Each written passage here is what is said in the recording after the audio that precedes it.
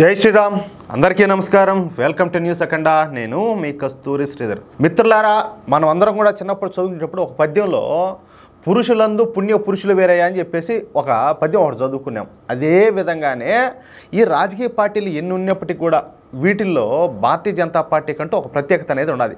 ఆ ప్రత్యేకత అంటూ ఉండాలి కాబట్టే వాళ్ళు దేశం కోసం, ధర్మం కోసం నిజాయితీగా విలువలు కట్టుబడి పనిచేస్తారు కాబట్టి, అవినీతిని ఆమడ దూరంలో ఉంచుతారు కాబట్టి ఇప్పుడు భారతీయ జనతా పార్టీ కేంద్రంలో అధికారంలో ఉన్నది.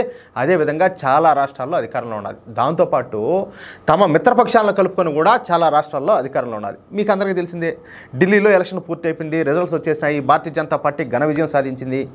రేఖా గుప్తా గారు ముఖ్యమంత్రిగా పదవి బాధ్యతలు స్వీకరించారు. ఓకేనా? ఇప్పుడు బాధ్యతలు స్వీకరించిన తర్వాత ఈవిడ తన పనిలో దూసుకొని పోతుంది, ఊరికే గుడక కాదు. సరే, ఒక మంచి న్యూస్ తెచ్చినా అది మీకు చెప్పే ప్రయత్నం చేస్తా. ఓకేనా? రేఖా గుప్తా గారు మొన్ననే ఢిల్లీ ముఖ్యమంత్రిగా ప్రమాణ స్వీకారం చేశారు. ఈవిడ గారు ఊరికే ఏమి సీఎం అయిపోలా.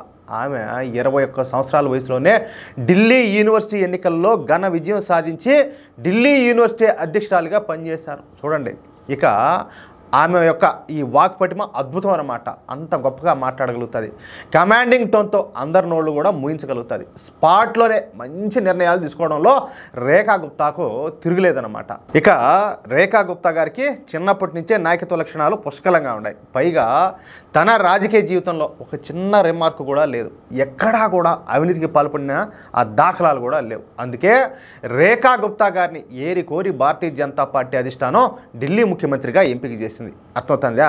సరే, మొన్న ఢిల్లీ ముఖ్యమంత్రిగా ప్రమాణ స్వీకారం చేసిన తర్వాత రేఖా గుప్తా గారు 70 కోట్ల విలువైనటువంటి ఈ శీష్ మహల్ను మ్యూజియంగా మార్చాలని, అలాగే ఈ యమునా నదిని 2 సంవత్సరాల్లో పూర్తి చేసి స్వచ్ఛమైన నదిలా తయారు చేస్తామని చెప్పేసి మీడియా ముఖంగా ప్రమాణం చేశారు. ఇకపోతే నిన్న సెక్రటేరియట్కి వెళ్ళి మరి ఈ రేఖా గుప్తా గారు ముందుగా ఒక కీలకమైన నిర్ణయం తీసుకున్నారు. అదేందయ్యా అంటే, ఇంతకు ముందున్నటువంటి అరవింద్ కేజ్రీవాల్ ప్రభుత్వం తనతో పాటుగా, అంటే ఈయనతో పాటు తమ మంత్రివర్గంలోని మంత్రులందరికీ కూడా ఒక్కొక్కరికి 10 మంది ఈ పర్సనల్ స్టాఫ్ వాళ్ళు కూడా ఎవరు తెలిసిన ఆమ్ ఆద్మీ పార్టీ వాళ్ళంట. ఏమన్నా అవసరమా? దీనికి మళ్ళీ వీళ్ళ జీతాలు ఇచ్చేదంతా కూడా మన ప్రజల సొమ్ముతోనే. అంటే గవర్నమెంట్ ఇప్పుడు ఆమ్ ఆద్మీ పార్టీ కార్యకర్తలను పర్సనల్ స్టాఫ్గా పెట్టుకున్నారు కదా అని చెప్పేసి వాళ్ళ పర్సనల్ డబ్బులేమి ఎవరో, దానికి కూడా ఈ గవర్నమెంట్ నుంచి వచ్చేటటువంటి జీతాలే, అంటే ప్రజాధనం అన్నమాట. ఢిల్లీ ప్రజలు కట్టేటటువంటి పన్నులతోనే ఈ పర్సనల్ స్టాఫ్కు జీతాలు ఇస్తా ఉన్నారు. దీంతో ఆఫీస్కి వెళ్ళగానే రేఖా గుప్తా గారు వీళ్ళందరినీ కూడా అక్కడి నుంచి జాబ్స్ నుంచి తీసేసింది. ముఖ్యమంత్రితో సహా ప్రతి మినిస్ట్రీలో ఉన్నటువంటి వ్యక్తిగత సహాయకులను, అంటే ఈ ఆమ్ ఆద్మీ పార్టీ కార్యకర్తలను తీసేసింది అనమాట. నిజంగా ఇదొక మాస్టర్ స్ట్రోక్ అని చెప్పుకోవచ్చు. ఇది ఆషామాషి వ్యవహారం కాదు. ఇకపోతే 12 సంవత్సరాల ఆమ్ ఆద్మీ పార్టీ సమయంలో 12 కాగ్ రిపోర్ట్లు వచ్చినాయి. ఈ కాగ్ రిపోర్ట్లలో ఆమ్ ఆద్మీ పార్టీ అవినీతి చిట్టా మొత్తం ఉండాలి. అంటే ఆమ్ ఆద్మీ పార్టీ బ్రతుకంతా కూడా ఈ కాగ్ రిపోర్ట్లోనే ఉండదన్నమాట. ఇక ఈ 12 కాగ్ రిపోర్ట్లను బహిర్గతం చేసి, అంటే బయటపెట్టి వాటిని ఢిల్లీ అసెంబ్లీ ముందు చర్చకుంచేలా చర్యలు అయితే చేపట్టినారు. ఇకపోతే లాడ్లీ బెహన్ యోజన, అంటే పేద మధ్యతరగతి మహిళలకు నెలకు 2500 రూపాయలు ఇస్తామని చెప్పేసి భారతీయ జనతా పార్టీ వాగ్దానం చేసింది.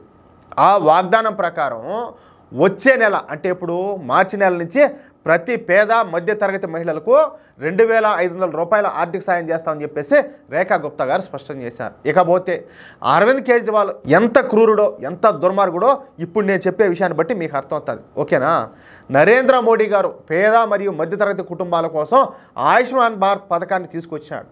ఈ పథకం ద్వారా ఒక కుటుంబంలోని వాళ్ళు సంవత్సరానికి 5 లక్షల వరకు మెడికల్ ఫెసిలిటీలు అయితే పొందొచ్చు అన్నమాట.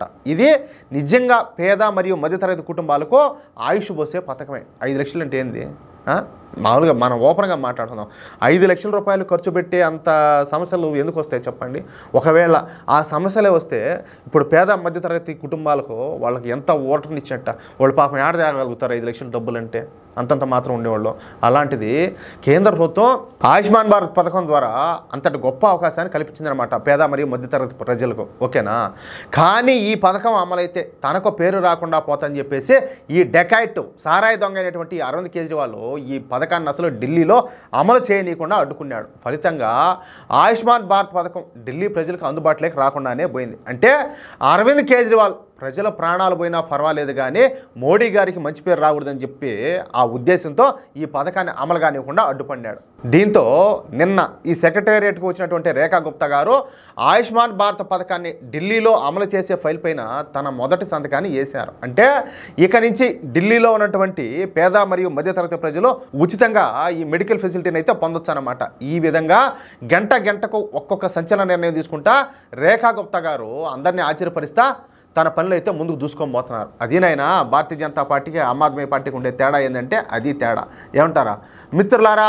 ఈ న్యూస్ కనుక మీకు నచ్చినట్లయితే ఖచ్చితంగా ఈ న్యూస్ నలుగురికి షేర్ చేయండి.